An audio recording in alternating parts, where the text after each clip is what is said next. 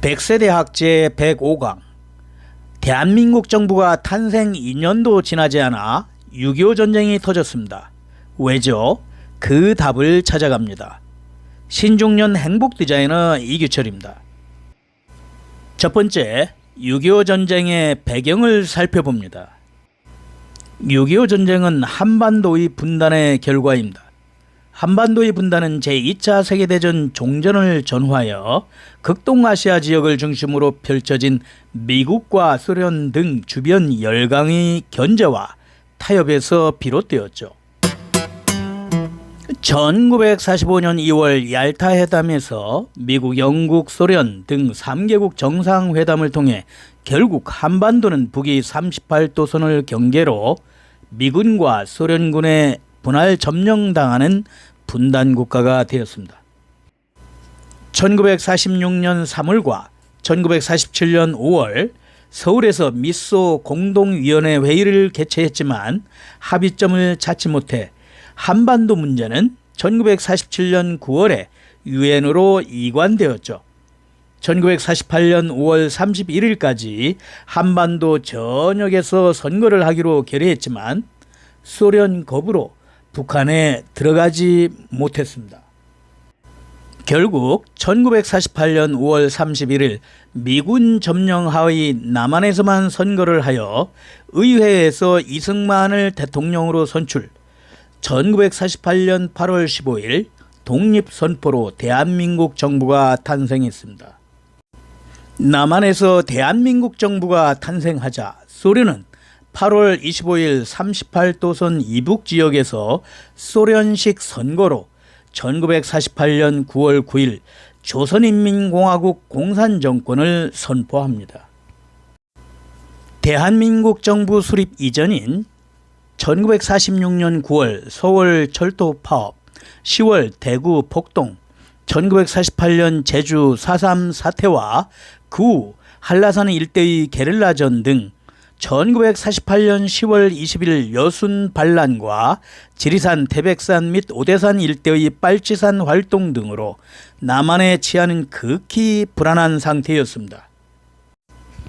1948년 11월 17일 오대산 부근 북한군 침투 등 북한의 남침 전까지 38도선 일대도 10여 차례 북한 공산군에 의한 침투가 있었죠.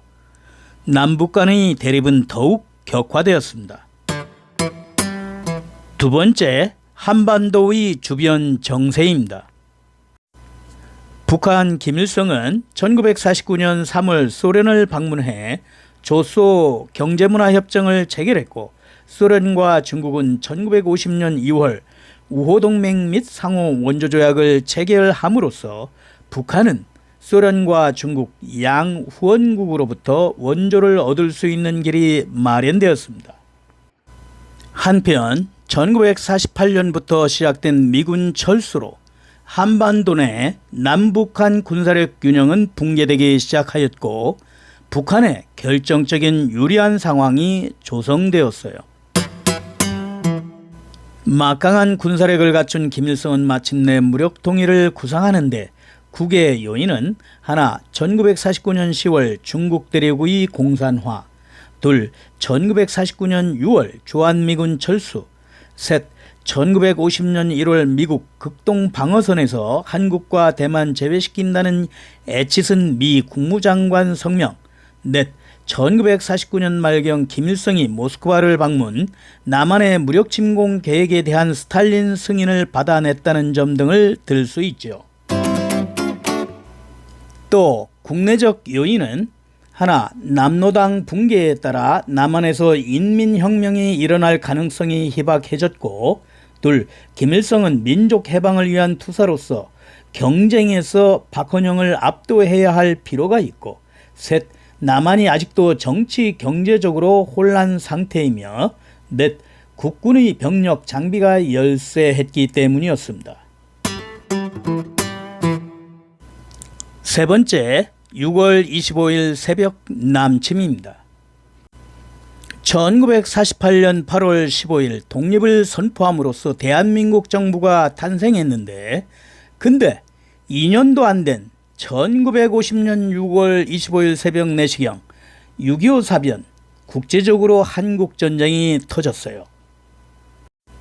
소련 지원으로 군사력을 키운 북한이 38도선 전역에서 남침하여 3일 만에 서울을 점령하였고, 국군은 북한의 앞선 병력과 무기에 밀려 한 달 만에 낙동강 부근까지 후퇴하였죠.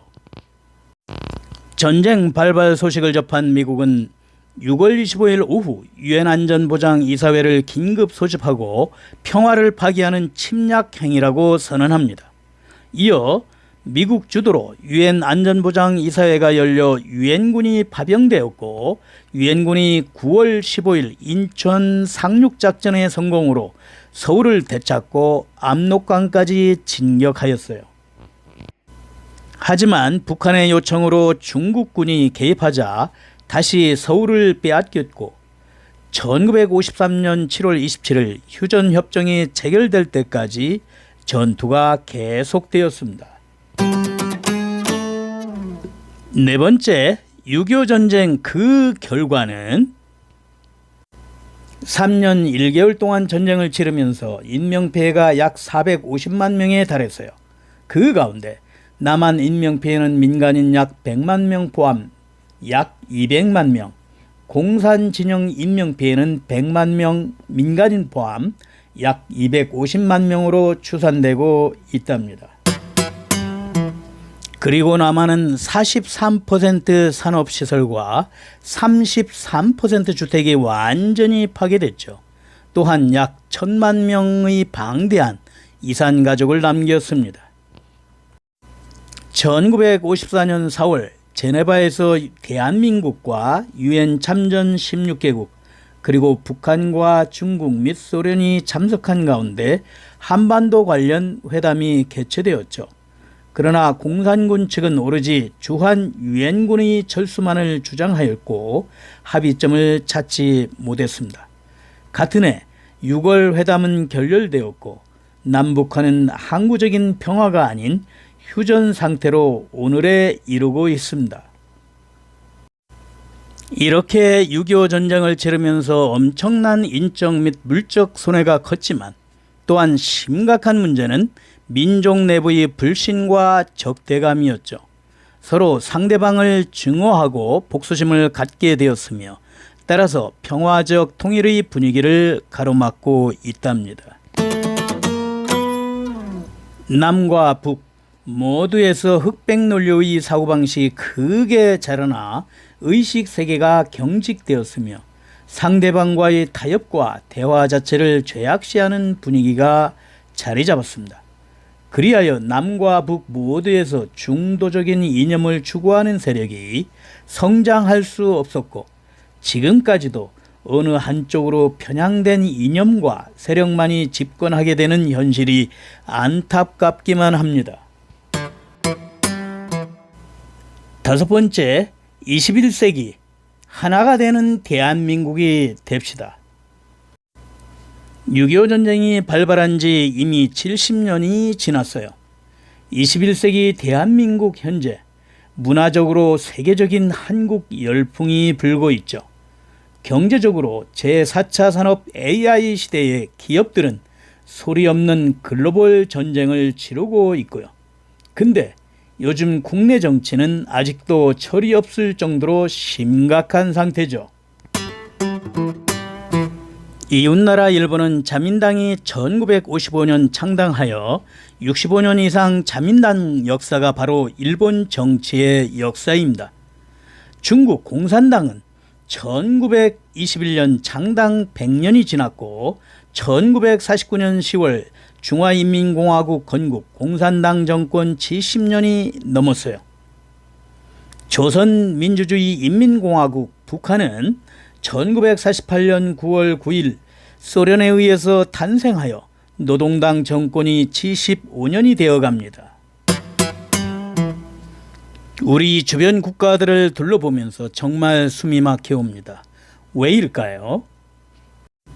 열강 국가들 속의 대한민국 어디로 가고 있나요?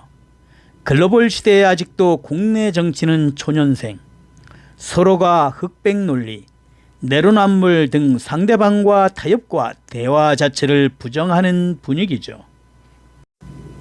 우리 5천만 대한민국 어떻게 해야 되나요? 반드시 상호 불신을 뛰어넘고 넘어 뭉치고 뭉쳐야 합니다. 반드시 협치가 필요합니다. 두 번 다시는 6.25 전쟁과 같은 비극적인 한국 전쟁은 없어야 합니다. 이제 정치도 세계적인 1등 글로벌 선진국이 되기를 희망합니다. 대한민국의 주인공은 누구죠? 바로 우리 나입니다.